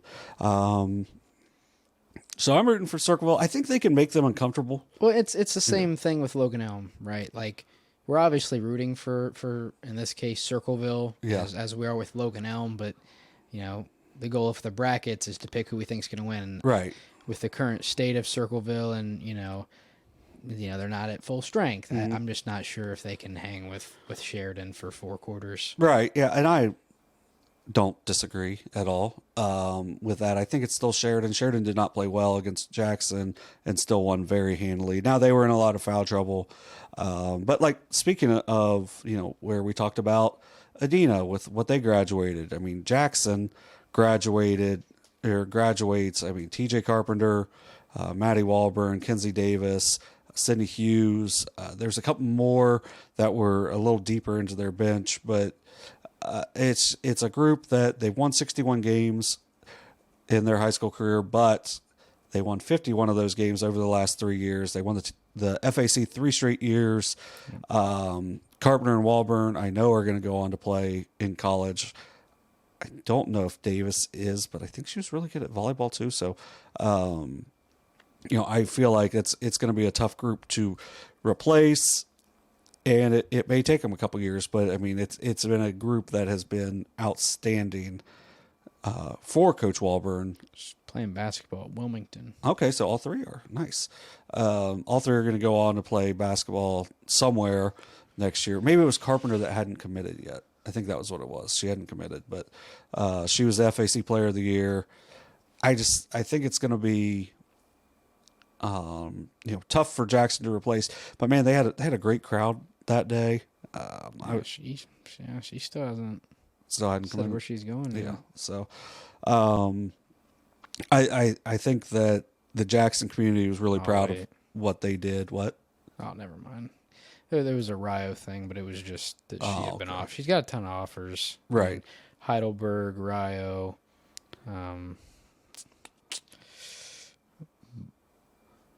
think that might be it. I thought there was a couple more, but yeah. So I mean, with that Jackson group, just an outstanding group, and I think one of the more likable coaching staffs around as well. So maybe that's what made it even more of a difference in that game was just seeing one coach that did not seem very likable and one that did. But yeah, so I was still impressed with the depth that Sheridan had, because I mean, their best player only had 3 points that night, and Stinson. Yeah, Stinson only had 3. Well, I saw where Heller had a huge game. Yeah, and Yeah, it's just Sheridan's just they've got so much depth. I think they're going to be really tough for Circleville, but like Circleville, I mean, still obviously is playing well, 24-0, and you lose arguably your best player, at definitely your best scorer, to a really upsetting injury, and it see how like you can tell the character that team has. Well, I heard she was at the game. She was at the game, yeah. So it just really shows the character that team has to be able to keep going and to just be impressive throughout the run. Because I thought that game was going to be completely different than the first game against Athens, and it appears that it was not, because they just dominated that game. And Athens put on some pressure in the fourth and got a little closer, but it never felt like it was really anything for Circleville to be worried about. But Coach Bickham does a really good job, and it's a nice team. So I'd like to see them compete really well in that I'm game. pulling for the Tigers. Yeah. Both MSL teams that are in the district round, I'm pulling for. Go Tigers. Because even though Circleville obviously the higher seed, clearly the underdog, I would say most people would agree on that. And I always like a good underdog story. Yep. Like, obviously we already did a documentary on Circleville, but Logan Elm, why don't you go win a district and we'll just add on to the other one. Yeah, we'll just sorry, Uptown Mel. Uptown. I didn't mean to. But you can't put it on Sideway. You might as well. You're about to. There we go. But yeah, Logan Elm, let's just go ahead and win a district so we can make a Why Not Us or like a We Believe doc on you guys. Because, I mean, the story's already pretty sweet with this section on. You get to go play at the Convo, which is cool as well. Some other district finals, one going on the same night. I'm complaining. I got to do it. I got to complain. About them being on the same night? Oh, yeah. Oh, I hate it because I wanted to go to this game. Yeah. So you got games at Southeastern Division 2. You wouldn't do this for the boys. Division 4 is also on Wednesday at Wellston. Like, why couldn't this be on Thursday or Tuesday or literally any other night? Yeah, I'm a little disappointed because this is a game that we've talked about a lot. I mean, Division 4 girls, this was like the game. Like, I think Division 4 girls, we borderline, like outside of like some of the sectional semis, we picked the exact same thing. Yeah. And, we have the same two going to the district final. And 2-point game in the regular season. I know you said player for Notre Dame didn't play that night. Yeah, Annabelle Ball did not play in that game, and the Titans had 22 turnovers without their point guards. Yeah, so. But like, man, like I would love to go to this game, but with going to Unioto at 6:15, like you're not going to make it to Wellston for an 8:00 game. Yeah, and it just kind of. If they would have gone to like 5:30 and 8, we probably could have like rushed. And it would have been tight. Yeah, we would have got there like half an hour before the game started. They would have had to have like an area cleared out for us, like nobody else can go here. And even then, it would have been tight. But yeah, a little disappointed we won't be able to make it down there. But like I said, South Gallia winning by 2 in the regular season.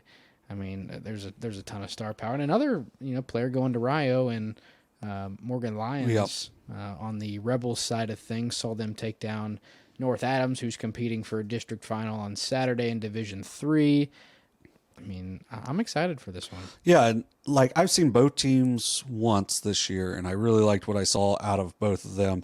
I mean, we obviously saw Morgan Lyons put on a show and just miss her 1,000th point.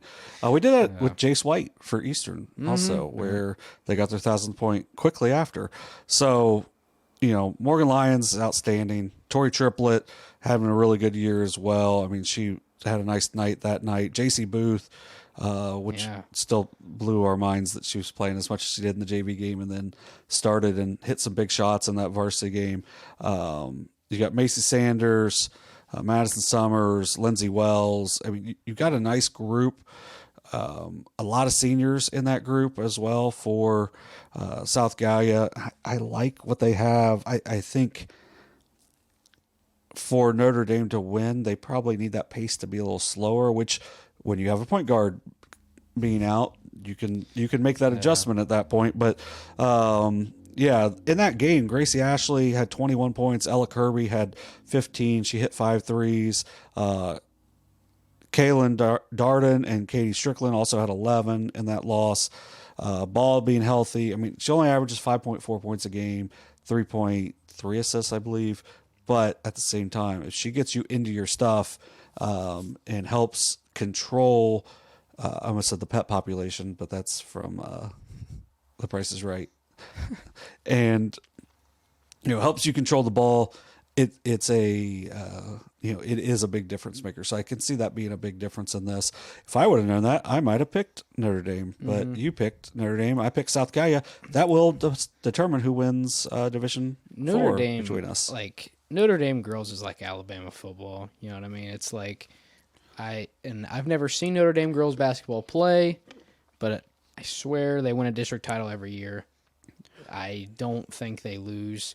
They don't lose. They never lose a league game. They just don't. Well, they just don't lose games. Like, what are they? They've lost 4 games this year. So I mean, the most they can lose, obviously, at this point is 5.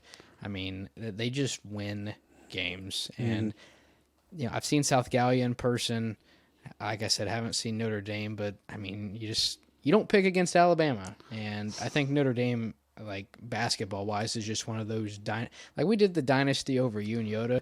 We need to get down to Portsmouth and do one on Notre Dame because they have they're just running a clinic on the SOC one to the point where like might be time to maybe look elsewhere. Like let's hop in a different division because you winning like 100+ games in a conference in a row. That's not like domination. That's just like. That's like enough. Like we get it at this point, right? And I don't know. And I would say that playing in another conference would help them postseason, but I mean they keep winning districts even in their current situation. So I guess just keep doing what you're doing. But I mean, yeah, I'm going with the Titans to what? Well, one of their losses was to Fisher Catholic, who was 21-3 from Lancaster.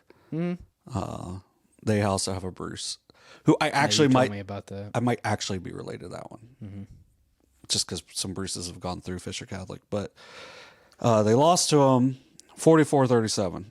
Then they played them again and beat them 59-39. Why did they play them twice? That's kind of weird. Probably just because it's another good Catholic school that they could play. Yeah. But yeah, they lost a couple in a row late. Once to South Gallia by 2, lost by 19 to Fairland, which I mean. Like, honestly, big ups to them. Yeah, big ups to them for going out and playing Fairland. I mean, Division 2 team, a top Division 2 team. Yeah. I mean, and then, like, we were kind of talking about it. For teams like Fairland, like, it's kind of a cheat code for your seedings because... Well, that was after. Oh, was it? Yeah. Okay. Because we were kind of talking about how, like, some of these higher division teams will go play, like, like if you're D2, you play a D4 team that has, like, 18 wins. Like... Most of the time, the good D2 team is going to be better than the good D4 team, so you whack them. Yeah. But they're 19-3, so I mean that just goes and that just helps your ranking insanely. But also, let's say you do lose, it still helps your opponents. So it's literally like there's no losing. Yeah. And if there's more to gain. There's more to gain than there is to lose, and I think I don't know if I was an AD. And of a Division 2 school or even Division 3, I would be. I mean, if you're looking to get the best seed possible, I would look for some top teams that are in lower divisions and just kind of stack up on those because that seems to be kind of the method to a higher seed if you want to go that route. Yeah, so I think this is going to be a really good game. I think I'm going to stick with my South Gallia pick, even though if I would have known. Ball was out the first time, I probably wouldn't have picked South Gallia to win again, but I'm going to take them just because I did it the first time. So I'm going to stick with it. Go Rebels. You can say go Titans, whatever. I think it's going to be a good game for the people down at Wellston. I'm assuming we will have someone there to cover that. Probably. I don't know. I mean, it would not surprise me if we didn't. It wouldn't surprise me either. Because there's probably going to be about 6 of us at Southeastern that night. So unless we can get Carson to go there or something. Like get Carson and Raymond. Get Raymond to take pictures down there. That dude's really good. Oh, he's crazy with the lens. I mean, Raymond Gleedle absolutely gets after it. Now, there's zero chance he watches this, but... follow him on all socials because he's a good kid too. Yeah, takes good pictures. Only a sophomore in high school, so like probably gonna have him hopefully. For a couple more years. I think we're gonna have some baseball pictures this year with Raymond. Yeah, he likes doing baseball, and Derek said we know who doesn't like doing baseball. Yes.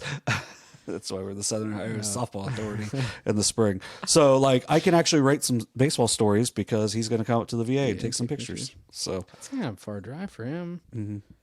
But if they're playing 2 or 3 games in one day, it's like you kind of get your money's worth. Yeah, but yeah, he's going to be one to watch for. Like, if there's nothing else that we do really well at SOSA, we get a lot of really good pictures. We get some really good photographers, and apparently someone who's not, because my pictures from Saturday's game did not get posted, so you suck. I'm assuming that I must have been really bad.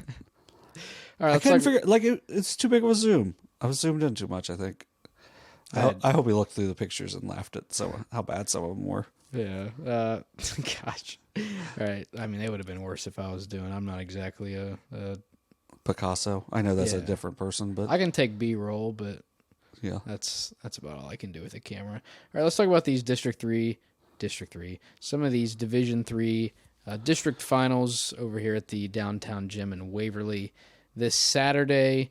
Early start time. Portsmouth Menford kicks off at 11. South Point North Adams slated for, I think, 1 o'clock. Yeah, it's 11, 1, and 3. Yeah, and then West and Fed Hawk slated for 3. First time in 3 years we're not planning to be down there, as we're gonna head over to the Convo on Sunday. But that's no reason not to get out here and watch some of these games. We'll still have somebody over there, probably, hopefully Raymond's over here taking pictures, and I'm guessing Derek, Brock, Carson, or some combination of all 3 of them will be over here providing updates for these 3 games. You got Portsmouth against Menford, both come in with 19-5 records. I think Portsmouth's still the heavy favorite here. They had that 3-game skid late in the season, but they've taken care of business so far in the tournament. I mean, they handled Webster very well, and I don't even remember who they beat before that. Just look at it. It was nobody. Yeah, because I screwed it up. I think it was Ironton. I think I got that one. Yeah, because I didn't. Yeah, because it was because we were even on that one. No, it was Megs, because my pick was right for that one. Oh, whatever. So they played Megs, and I'm assuming beat them. Because that was the game that was like, the score was ridiculous to that game. Yeah. But yeah, then they take down Webster in the the district semifinal, and I mean, now you get Menford in the district final. And I know Menford's had a really good season.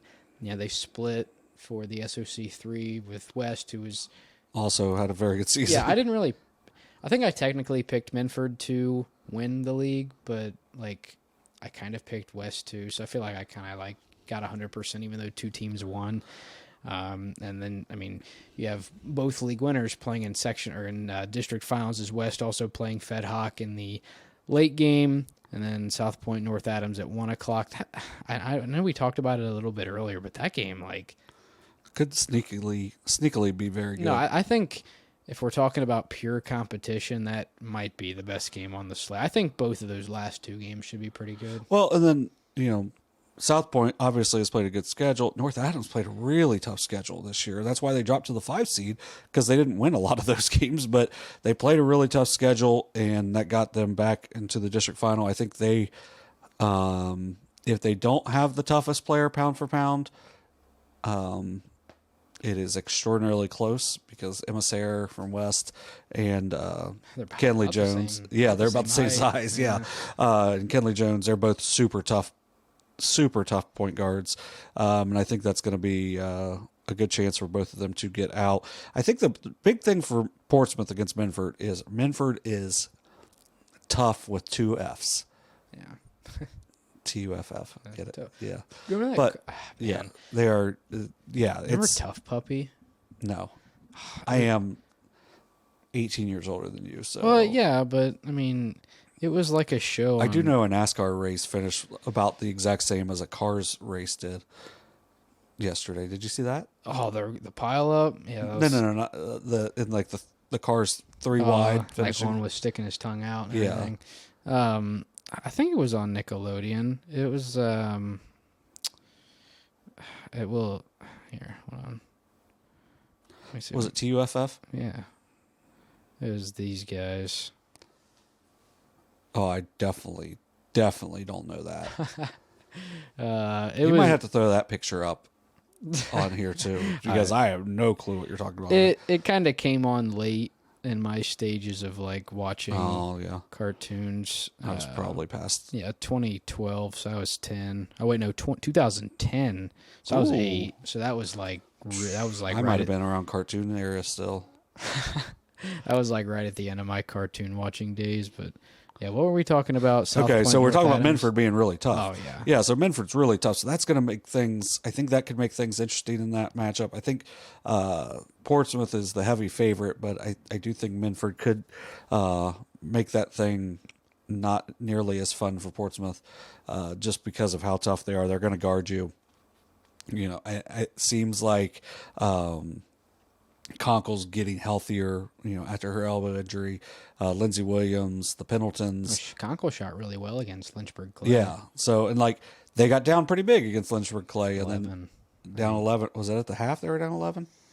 Yeah, it was either at the half or like coming at like first couple minutes coming out of the half. But yeah, and they pretty much told Lynchburg they weren't scoring anymore. And just, yeah, they can really lock you down defensively. I do think this is a really tough matchup for them. But, you know, that's why they play the game. I think it could be really fun.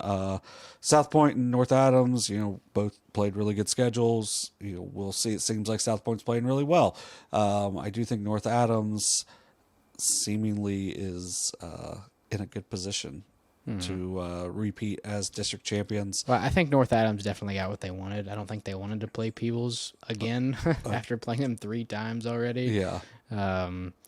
But, I mean, when a team beats the team that's beat you 2 out of 3, I mean, I don't know how encouraging, that can really be. So, yeah. Now, as far as our Division 3 picks, for you want... I need West. You need West and South Point to win. Yeah. Because if not, we'll be tied. And I think because I won one more earlier game, I think I would win, but I don't know for sure. We haven't really discussed the math of it yet. So, but then we got West and Fed Hawk in the late one. Both, you know, Fed Hawk coming in at 17-6. You know, maybe doing more than what people expected, but man, it seems like they are really good defensively. And West is just so big. Mm-hmm. You've got the point guard, you know, in the emissary. You've got some great length. They're really well coached too. I think West. I'd be shocked if West doesn't win this game, but I do think it can be really competitive. Yeah. No, I mean, yeah. I mean, they're looking to win back-to-back district titles. It'd be, you know, clearly the first time in school history they've won back-to-back, as they won their first ever district title last season. You know, Sarah looking to cap off a great basketball career. She's like her at Portsmouth West. Like, there's got to be no chance anyone's ever won more games than her, like across all the sports. Because I wouldn't think so, because even that would have been her sophomore year. I think they made it to a district. It was either a district final or a district semifinal. Well, I just meant across like all sports too, because she's won a bunch in volleyball. She's been a softball player, so I mean that softball program is awesome. So I won a district title over the last couple of years. Yeah. So let's go Senators. Ciders, whatever. I didn't like the Ciders. The Ciders borderline ended my basketball career. I mean, after it ended or whatever. That was before it actually officially ended, but yeah, that was it. I mean, we still had to wait like 4 more days to lose in our last game, but they knocked me out of the tournament. So I don't like the Ciders, but so go Senators. All right, well, those are all the district finals we have coming up this week. I think it's, 6 total between the 2 or 3 on Wednesday, 3 on Saturday.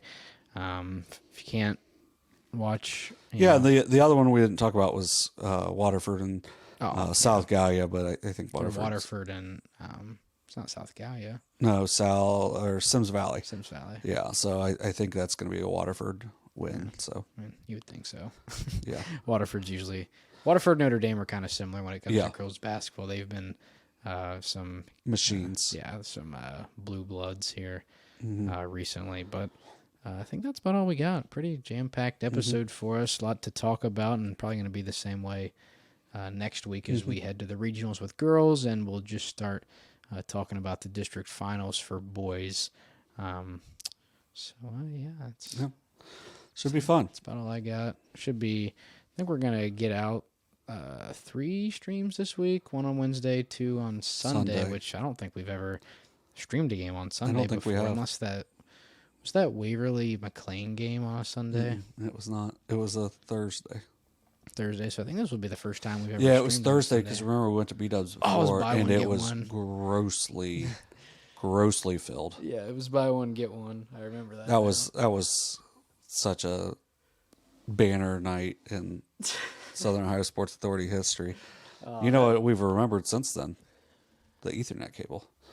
Well, that wasn't the issue. He had it. Oh, he didn't have the thing to plug into it? Well, he had the dongle. His dongle didn't work. If my dongle breaks when we get down there on Sunday, I'm swan diving onto the court Okay. like head first. It'll happen. But you Hopefully it won't happen. But you have to record it, so there's proof. Well, we'll have Kenneth film it. Well, the stream won't be on because I won't have my Oh, dongle that's true. So phone. you just got to tell me. I'll just bring my SD card and we'll put it in the camera. And we'll just record What a it. great way to finish an episode. Yeah, so it's should be fun.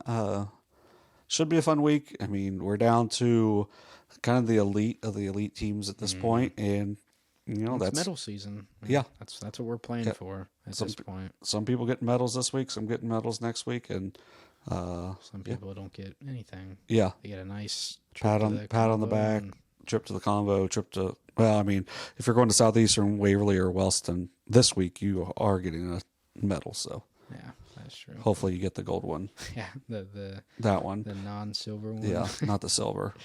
All right. Well, unless you have anything extra to add, my laptop's about to die. So No.